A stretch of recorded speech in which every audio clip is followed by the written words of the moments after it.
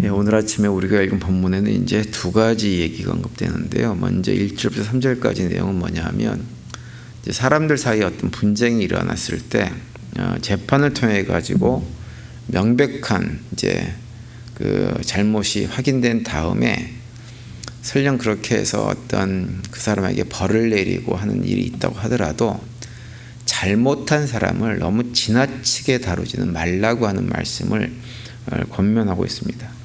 그래서 이제 재판을 통해 가지고 잘못한 사람에게 벌을 내릴 때 벌을 줄 수 있는 범위를 이렇게 정해놓고 권면을 하고 있죠. 3절에 보시면 40까지는 때리려니와 그것을 넘기지는 못할지니 만일 그것을 넘겨 매를 지나치게 때리면 내가 내 형제를 경히 여기는 것이 될까 하노라 이렇게 말씀을 합니다. 잘못을 해서 징벌로 이제 퇴장을 선고된 경우에도 40대를 넘도록 때리지는 말라고 하는 거예요. 왜 그렇게 하라고 하시는가 하면 그렇게 하는 것이 상대방을로 하여금 경히 여긴다. 다시 말하면 이게 좀 스스로 좀 천하게 여김을 받는 느낌을 가지지 않게 하라고 하는 거예요. 만약에 그 이상 때려가지고 너무 지나치게 퇴장을 맞아서 몸이 망가지고 그러면 자기 자신이 스스로 이렇게 내가 자신에 대해서 굉장히 좀 스스로 어떤 자괴감을 느끼고 절망적인 마음 상태로 떨어질 수 있기 때문에 그렇게 하지 말라라고 하는 거죠. 과거에 이제 직장 생활을 해보신 분들은 이제 이해를 할 수 있을 텐데요. 직장 생활 같은 걸 하다 보면 뭔가 좀 잘못할 때가 있죠. 실수를 하고 어떤 경우는 뭐 또 어떤 일을 하면서 욕심 때문에 문제가 생기기도 하고 사고가 터지기도 합니다.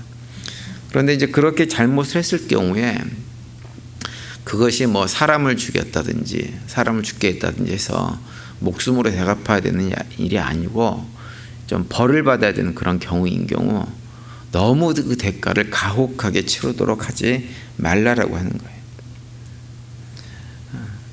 그래서 본인이 내가 내 인격 자체가 무시당했다 이렇게 되어지면 이제 어떤 문제가 생기냐면 굉장히 큰 상처로 남습니다. 그래서 그것이 아주 오래 가고 평생 동안 지워지지 않는 상처가 될 수 있죠. 그러면 그것이 본인도 힘들지만 다른 사람과의 관계 속에서 계속 그 문제가 고통스럽게 남아 있어서 결국은 어떻게 되어지냐면 공동체를 힘들게 만드는 요인으로 이렇게 작용을 하게 되어집니다. 그래서 이 3절 끝에 경히 여기는 것이 될까 하노라 라고 말씀하는 것은 이제 그런 상황을 만들지는 말라고 하는 거예요. 아무리 상대방이 잘못해서 또 야단을 맞을 짓을 했다고 하더라도 상대방이 견디기 힘든 모욕을 주지는 말라고 하는 거죠. 사실은 이게 가정에서 우리가 자녀들을 야단칠 때도 마찬가지인데요. 뭐 지금 새벽에 나오신 분들은 다 애들이 컸기 때문에 이제 그렇게까지 야단치고 혼내고 할 일이 없겠지만 사실 우리가 자녀들을 키울 때 보면 어떤 경우는 부모들이 자녀들을 너무 심하게 야단을 쳐서 자녀 스스로 막 모욕감을 느끼는 그런 걸 경험하게 하는 일도 있죠. 근데 그렇게 하지 말라라고 하는 거예요. 한마디로 얘기하면 선을 넘지 말라고 하는 것입니다. 상대방이 느끼기에 이건 내가 모욕감을 견딜 수 없는 어떤 모욕감을 받았다라고 하는 생각을 갖게 하지는 말라고 하는 것입니다. 손자병법에 보면 군쟁 제7편에 이런 표현이 있어요. 돌아가려는 적을 막지 말아라. 적을 포위할 때 한쪽 구멍을 터줘야 한다. 적이 궁지에 몰려 있으면 너무 모질게 다루지 말아라. 이렇게 이 얘기를 합니다. 한마디로 얘기하면 쫓기는 사람을 너무 궁지에 몰아넣지 말라고 하는 거예요. 왜냐하면 쥐도 몰리면 고양이를 물 수 있기 때문에. 오늘 본문에 보시면 비슷한 말씀이 4절에도 언급됩니다. 4절에 보시면 곡식 떠는 소에게 망을 씌우지 말지니라 이렇게 말씀을 하고 있는데요. 이걸 언뜻 보면 그냥 소에 관한 얘기인 것처럼 생각이 되어집니다. 소에게 일을 시키려면 먹을 것을 주면서 시키라고 하는 거예요. 그런데 이것은 단순히 소에 관한 얘기뿐만 아니라 사람들과의 관계 속에서도 다 통하는 얘기입니다. 그러니까 여기서 이제 타작하는 소가 타작을 하다가 곡식을 좀 먹을 수 있도록 입에다가 망을 씌우지 말라고 하는 것은 사람들에게도 마찬가지예요. 상대방이 아무리 약한 존재라고 해도 또 악한 존재라고 해도 그 악하고 약한 어떤 점을 갖다가 딱 이렇게 문제 삼아 가지고 상대방이 꼼짝할 수 없는 그런 상황이라고 하더라도 그가 조금 여유를 가지고 벗어날 수 있는 길을 마련해 주라고 하는 거죠. 말 못하는 짐승이라고 해서 함부로 대해서는 안 되는 것처럼 사람도 마찬가지예요. 사람도 함부로 대하고 막대하는 일이 있어서는 안 된다고 하는 거예요.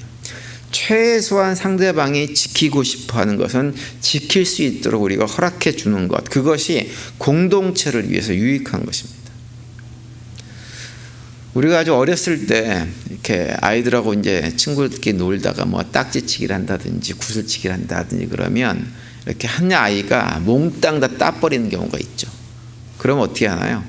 많이 잃은 아이한테 어떻게 하나요? 뭘 주죠? 깨평을 줍니다. 뭐 지역마다 좀 표현은 다르겠지만 보통 깨평이라고 하는 것을 주죠. 조금 떼어서 주는 거예요. 왜 그걸 주냐 하면 그 많이 잃은 아이가 완전히 빈털터리가 돼서 돌아가지 않게 하는 거예요. 그 마음을 다 잃어버린 그 아이의 마음을 좀 돌아봐 주는 것입니다. 달래주는 거죠. 만약에 그렇지 않고 그냥 모든 걸 다 가지고 가게 되어지면 그 마음, 내가 비록 게임을 해서 다 잃긴 했지만 그 친구에 대한 그 미움과 원망 마음이 생기게 되어지면 결국은 어떻게 되냐, 관계가 깨어지고 게임하다가 어떤 그런 공동체 안에서의 어떤 건강한 관계들이 다 깨질 수 있기 때문에 그런 깨평 같은 것을 서로 주고받는 이런 일을 하는 것입니다. 그래서 우리 공동체에서 신앙생활을 하고 할 때 그런 마음들을 헤아리는 것이 우리에게 중요하다고 하는 것을 오늘 본문 1절에서 4절까지 우리에게 말씀을 해주고 있습니다. 그리고 또 5절에서 10절까지는 어떤 내용이냐면 형사취수제도라고 하는 것을 언급하고 있는데, 이것은 뭐냐, 자식을 낳지 못하고 남편이 죽었을 경우에 그 자식을 낳지 못한 여인은 남편의 대를 잇게 할 수 있게 하기 위해서 그 남편의 형제 중에 한 사람과 결혼을 해서 첫 번째 낳은 아들을 죽은 남편의 이름을 잇게 만들게 하라고 하는 거예요. 그런데 이제 그렇게 그 법을 하나님께서 만들어 주셨는데 그 형제 중에서 그 역할을 하기를 싫어하는 형제가 있을 때 어떻게 처리해야 될지를 오늘 본문이 얘기를 해주고 있죠. 9절에 보시면 그의 형제 아내가 장로들 앞에서 그에게 나아가서 그 발에서 신을 벗기고 그의 얼굴에 침을 뱉으려 이르기를 그 형제의 집을 세우기 즐겨하지 아니하는 자에게는 이같이 할 것이라 하고 이렇게 말씀을 합니다. 아들을 낳지 못하고 남편이 죽어버린 여인에게 고대 사회, 특별히 이스라엘 고대 사회에서는 본인에게 주어진 분깃이 없기 때문에 정말 소망이 없는 상황에 떨어진 여인입니다. 그래서 하나님께서 그런 여인들에게 어떤 삶의 소망을 주기 위해서 남편의 분깃을 잊게 하기 위해서 조치를 마련해 주셨는데, 그것을 하지 않겠다고 하는 사람은 어떻게 하느냐, 신발을 벗기고 그의 얼굴에 침을 뱉어서 그런 역할을, 그러니까 삶에 어떤 소망도 없는 그 한 여인, 그 형의 아내를 완전히 절망 가운데 빠뜨리게 만드는 그런 행위 자체가 얼마나 부끄러운 일인가라고 하는 것을 공중 앞에서 깨달아 알게끔 만들어버리라고 하는 거예요. 아무런 소망이 없는 여인에게 소망을 주어야 된다고 하는 거죠. 그 얘기를 하고 있는 거예요. 만약에 그 여인이 남편의 형제들이 그 여인에게 들어와서 아이를 낳지 않게 하면, 그걸 낳지 못하게 하면 결국은 여인은 아무런 삶의 소망이 없습니다. 그러니까 살면서 주변에 그런 사람이 있으면 그런 사람이 완전히 삶의 절망으로 떨어지게끔 놔두지 말라라고 하는 거예요. 공동체 안에서 그런 것들을 방치하게 되면 그 공동체는 어떤 불명예를 얻어도 할 말이 없다고 하는 것이 오늘 본문 9절의 말씀입니다. 그러니까 결국은 오늘 본문에서 얘기하고 있는 내용은 뭐냐면, 그것이 뭐 본인이 죄를 지어서 그렇든지 어떤 이유든지 그 공동체 안에서 정말 소망이 없고 정말 잘못해가지고 부끄러움을 경험하고 이런 사람들이라고 할지라도 그들이 붙잡을 수 있는 작은 지푸라기 하나는 반드시 붙잡을 수 있도록 그들의 삶의 여지를 남겨두라고 하는 거예요. 그렇게 하는 것이 공동체를 유익하게 하는 것이지, 그 사람이 그런 지푸라기에 잡지 못함으로 해가지고 감정이 상하고 마음이 상해가지고 절망 가운데 빠지게 하는 것은 하나님께서 원하시는 공동체의 모습이 아니라고 말씀하는 것입니다. 예전에 한국에서 그 일제시대 때 위안부로 끌려갔던 분들을 열심히 오랫동안 돕기 위해서 30년 이상 그분들을 돕기 위해서 애썼던 어떤 분이 국회의원에 당선이 돼가지고, 오늘 뭐 한국도 이제 국회의원 투표가 끝나고 지금 개표를 하고 있지만, 국회의원이 당선이 돼가지고 이제 국회로 들어가게 됐어요.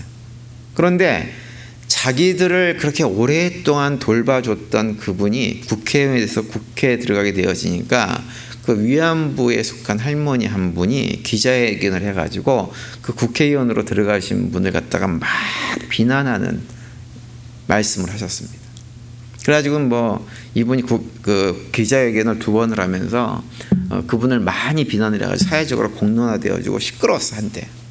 저도 이제 그 할머니의 기자회견을 2번을 갖다 자세하게 들어봤습니다. 근데 제가 그분의 얘기를 쭉 듣고 나서 내린 결론은 뭐냐 하면, 그분의 얘기는 한마디였어요. 그냥 섭섭하다고 하는 거예요. 배신감을 느낀 만큼 섭섭하다고 하는 거예요. 그 할머니의 요구는 뭐냐, 그 국회의원 된 사람이 국회 가지 말고 자신들을 돌봐주는 일들을 그냥 계속 했으면 좋겠다고 하는 그거였습니다. 그래서 가지 말라고 아우성치는 거였습니다. 우리가 살면서 어떤 사건이 터졌을 때 그 사건의 팩트를 굉장히 중요하게 생각하는데요, 사실은 팩트보다 중요한 것은 뭐냐 하면 사람들의 마음입니다. 사람들의 감정이고, 이런 것들이 상처받지 않도록 서로 도듬어주고 돌봐주고 다독거려주고 하는 것이 훨씬 더 중요한 것인데, 오늘 본문은 바로 그러한 점들을 얘기하는 거예요. 죄를 지은 사람이든지 아니면 삶의 형편이 어렵고 힘들어져서 아무런 소망이 없는 사람들인지, 우리가 그들에게 해줄 수 있는 가장 기본적인 것은 무엇이냐면, 어쨌든지 그들의 마음이 상처받고 마음의 상처로 인해서 어려움을 겪지 않도록 보듬어 주는 것, 이것이 공동체를 건강하게 지켜나가는데 굉장히 중요한 일이라고 하는 것입니다. 교회 공동체도 마찬가지죠. 어떤 것을 현실적으로 잘하고 하는 것들, 이것도 굉장히 중요하지만 더 중요한 건 뭐냐 하면, 성도들끼리 서로가 서로의 마음을 잘 보듬어 주는 것입니다.